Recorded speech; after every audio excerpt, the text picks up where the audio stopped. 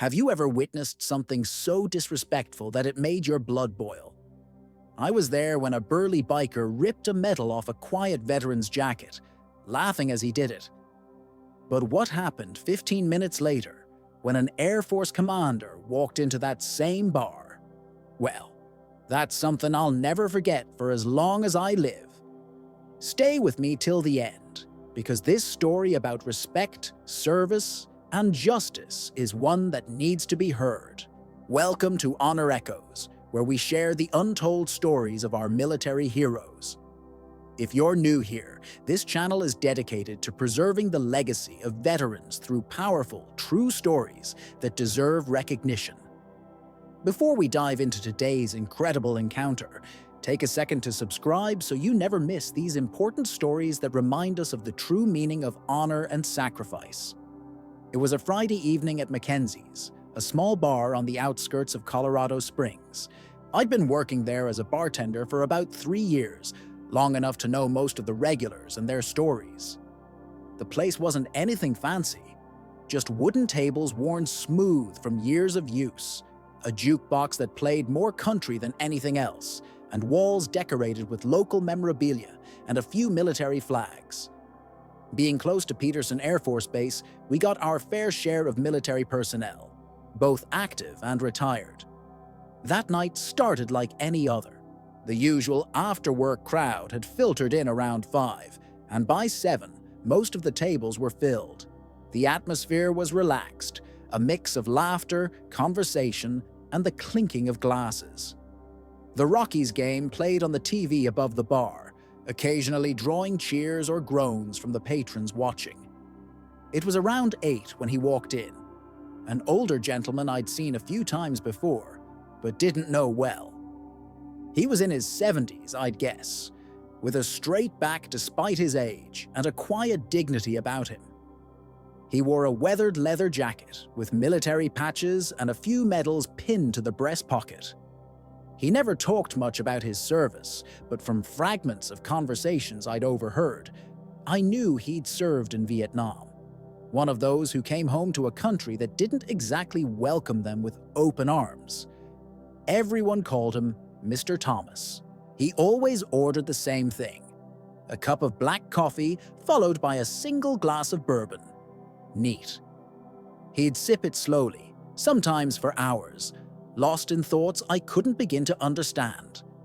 That night, he took his usual seat at the far end of the bar, nodded a greeting to me, and ordered his coffee. About 30 minutes later, the atmosphere changed. The door swung open, and in walked a group of 5 bikers. Leather vests, bandanas, tattoos, the whole package. They were loud, already half drunk, and immediately commanded attention as they claimed a table in the center of the room. I didn't recognize them. They weren't locals. For a while, things were fine. They ordered rounds of beers and shots, told crude jokes, and got progressively louder, but that wasn't unusual for a Friday night. The trouble started when one of them, a massive guy with a red beard and arms covered in tattoos, noticed Mr. Thomas sitting quietly at the bar. I was serving another customer when I heard the first comment. "Hey, look at Grandpa over there playing soldier," Redbeard called out, his voice carrying across the bar. A few patrons glanced up, then quickly looked away, not wanting to get involved. Mr. Thomas didn't react. He just stared straight ahead and took another sip of his bourbon. "I'm talking to you, old man," Redbeard continued, standing up. "Nice collection of Boy Scout badges you got there." I finished serving my customer and moved down the bar toward Mr. Thomas. "Everything okay over here?" I asked quietly. He gave a slight nod. "Fine," he said, his voice steady. "Just enjoying my drink." But Redbeard wasn't done. He swaggered over to the bar, standing right behind Mr. Thomas, towering over his seated frame. The bar grew quieter as people sensed the brewing confrontation. "What's this one for?" Redbeard asked, reaching over Mr. Thomas's shoulder and tapping one of the medals on his jacket. "Participation trophy." Mr. Thomas still didn't turn around. "Please don't touch that," he said, his voice quiet but firm. "Or what?" Redbeard laughed, looking back at his friends who were watching with amused expressions. "You gonna call in an airstrike, old-timer?" I stepped forward. "Sir, I'm going to have to ask you to return to your table and leave our other customers alone." Redbeard glared at me. "Mind your own business. I'm just having a friendly chat with the veteran here." He spat the word veteran like it was something distasteful. Then he did it. In one quick motion, he reached over, grabbed one of the medals from Mr. Thomas's jacket, and yanked it hard. The pin tore through the fabric of the jacket as the medal came free in his hand. "Let's see what we've got here," he said, examining the medal while Mr. Thomas finally turned to face him, shock and anger flashing across his usually calm face.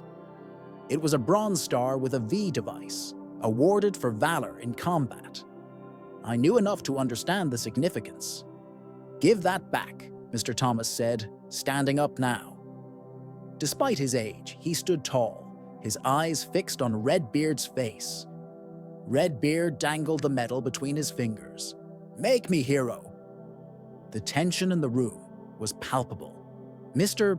Thomas was outnumbered and outmatched physically, but there was something in his eyes. A quiet strength that comes from having faced things far worse than an arrogant bully in a bar. I was reaching for the phone to call the police when another regular, a man named Frank who'd served in the Gulf War, stood up from his table. "You need to give that back and apologize. Right now," Frank said, moving to stand beside Mr. Thomas. Redbeard's friends were getting up now too, and I could see this was about to escalate into something ugly. I gripped the baseball bat we kept under the bar, wondering if I should call for backup from the kitchen staff. But then Redbeard laughed, tossed the medal onto the bar counter and said, "Keep your junk, old man.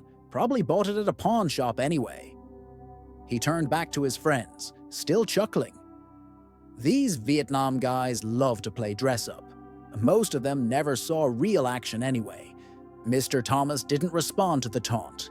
He carefully picked up his medal, looking at the torn fabric of his jacket where it had been ripped away. There was something deeply painful in that moment, watching him gently handle the medal, this symbol of courage that had just been treated with such disrespect. Frank helped him back to his seat while shooting a glare at the bikers, who had returned to their drinks and were now loudly discussing something else, occasionally casting amused glances toward the bar. I brought Mr. Thomas a fresh bourbon on the house. "I'm so sorry about that," I told him. "I can call the police if you want to file a report." He shook his head. "No need for that," he said quietly. "It's just a medal." But we both knew it wasn't just a medal. It was recognition of bravery, of sacrifice, of a moment in his life when he had risked everything. And now there was a tear in his jacket and a wound reopened that no free drink could fix. The next 15 minutes passed in an uncomfortable tension. The bikers continued their loud conversation, seemingly oblivious to the effect of what they'd done. Mr. Thomas sat quietly, occasionally touching the spot where his medal had been torn off. Frank remained nearby, as if standing guard. And then the door opened again. The man who walked in wasn't particularly imposing at first glance. He was in his late 40s, fit but not muscular, with close-cropped gray hair. He wore casual clothes, jeans and a polo shirt. But there was something in the way he carried himself that immediately made me take notice. He scanned the room with quick, observant eyes before walking directly to the bar. "Evening," he said to me with a nod. "Bourbon." "Neat, please." As I poured his drink, I noticed him glancing at Mr. Thomas, whose torn jacket was clearly visible. The newcomer's expression changed slightly, a subtle hardening around the eyes. "Rough night?" he asked Mr. Thomas. Mr. Thomas looked up, started to give his usual non-committal response, when recognition flashed across his face. "Colonel Peterson," he said, starting to straighten up as if by instinct. The newcomer smiled. "It's Commander now, actually. Scott Peterson. United States Air Force. He extended his hand. And you're James Thomas, 173rd Airborne Brigade, if I'm not mistaken. Mr. Thomas looked shocked. How did you... Commander Peterson smiled. Your actions at DAC 2 are required reading at the academy now. I've been showing your picture to cadets for years. He nodded toward the torn jacket. Bronze Star with V device, 2 Purple Hearts. You're a legend, sir. I watched as Mr. Thomas's expression shifted. Surprise, then a flicker of pride quickly hidden behind his usual reserve. That was a long time ago, he said quietly. Courage doesn't expire, Commander Peterson replied. Then, more gently, what happened to your jacket?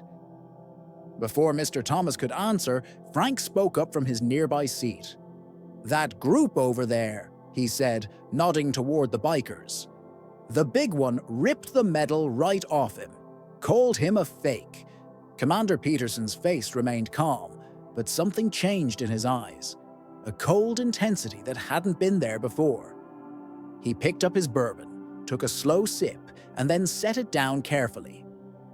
Excuse me for a moment, he said, and walked directly toward the bikers' table. The bar grew quiet again as people sensed another confrontation brewing. Redbeard looked up as the commander approached, giving him a dismissive once-over. Can I help you? Redbeard asked with a smirk. Commander Peterson stood at their table, perfectly relaxed, yet somehow commanding the space around him. I understand there was an incident earlier involving a veteran's medal. Redbeard glanced at his friends, then back to Peterson.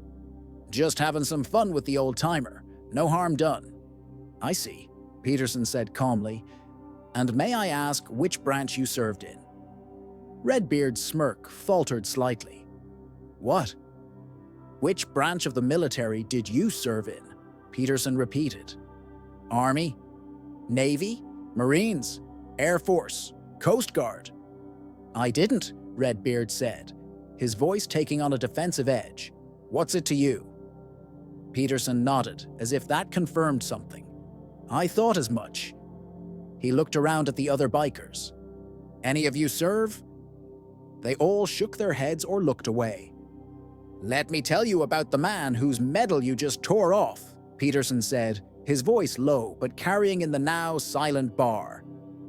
That's Command Sergeant Major James Thomas. In 1967, his unit was ambushed near Dak To. Half his platoon was killed in the first 5 minutes.